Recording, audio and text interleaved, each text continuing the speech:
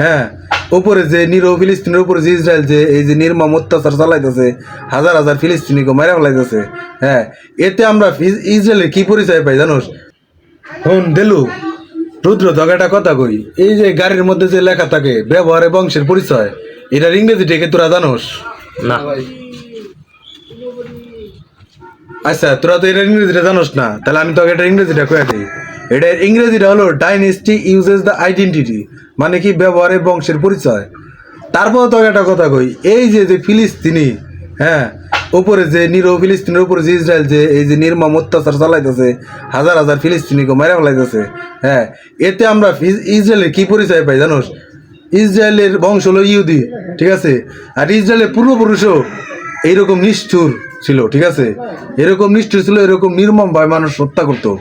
যে কারণে, ঠিক আছে, আমরা বুঝতে পারি যে ইসরায়েলের পূর্বপুরুষ খারাপ আসলো, মানে ইসরায়েলের ব্যবহারেই আমরা বুঝতে পারি যে ইসরায়েলের পূর্বপুরুষ খারাপ আসলো, আর যে কারণে তারা ধ্বংস হয়ে গেছে, পৃথিবীর বুকে নাই।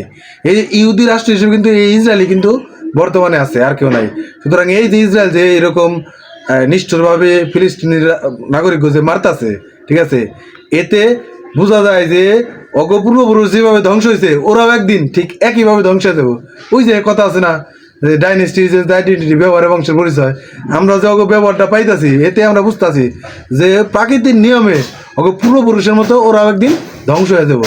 সুতরাং আমরা যত আন্দোলন যাই করি, এটি কোনো কামে আসুক না আসুক, দেখবি একদিনকে ইসরায়েল দেখবি এমন ধ্বংস হয়েছে, মনে করে ইসরায়েল একবার নিশ্চিন্ন হয়ে গেছে।